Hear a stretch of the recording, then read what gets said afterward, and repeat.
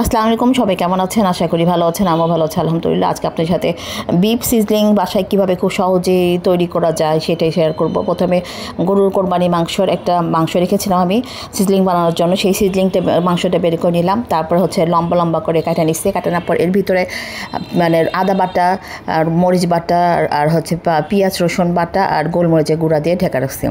ঢাকার পর এই পানি দিয়ে সেদ্ধ হবে এমন কোনো কথা নাই। অনেকে বলে যে এই পানি দিয়ে সেদ্ধ হয়, কিন্তু না, এই পানি দিয়ে কখনোই সেদ্ধ হয় না। এর ভিতরে আপনি মাংসটা পারফেক্টলি গরম পানি দিয়ে সেদ্ধ করেন, গরম পানিতে সেদ্ধ করে নেবেন।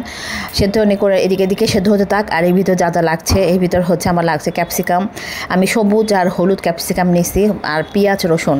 আমার বাসায় গাজর ছিল না, আমি গাজরও দিতে পারিনি। গাজর শসা টমেটো আপনাদের বাসায় যদি থাকে আপনারা অবশ্যইভাবে কেটে রাখবেন। আর তারপরে লাগবে একটা হচ্ছে সসের মিশ্রণ। আমি এখানে sauce, chilli sauce, tomato sauce আর হচ্ছে বারবিকিউ সস দিয়েছি, অনেকে ওস্টার সসও দিয়ে থাকে।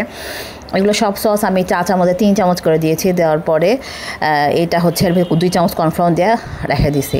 যখন মাংসটা সেদ্ধ হয়ে যাবে তখন একটা ওই কড়াইয়ের ভিতরে আমি তেল দিয়ে ভাজা নিচ্ছি। আপনারা ইচ্ছা করলে কড়া করেও ভাজতে পারেন, আবার ইচ্ছা করলে আপনারা জাস্ট শুধু ভেজে নিতে পারেন। তারপরে এই কড়াইটা আমি সুন্দর করে পরিষ্কার করে ধুয়ে এর ভিতরে আবার তেল দিয়ে এর ভিতরে কুচি কুচি করে রসুন কেটে রাখলাম। সেই রসুন পেঁয়াজ ক্যাপসিকাম সবুজ আর হচ্ছে হলুদ ক্যাপসিকাম দিয়ে একটু ভাজা নিতে হবে। ভাজা নেওয়ার পরে ওই যে ভাজা মাংসগুলো আপনারা দিয়ে দিবেন। ভাজা মাংসগুলো দিয়ে একটু ভাজার পরে এর ভিতরে যে টমেটো সস মানে সসের মিশ্রণটা করে রাখছি সেই সসের মিশ্রণটা দিয়ে দিব। সসের মিশ্রণটা দেওয়ার পরে একটু নাড়াচাড়া করতে হবে। তারপরে একটা তাওয়া নেবেন, তাওয়ার ভিতরে বাটার দিয়ে দিবেন। বাটার দেওয়ার পরে এটাই হচ্ছে সিজলিং আসল টেস্ট।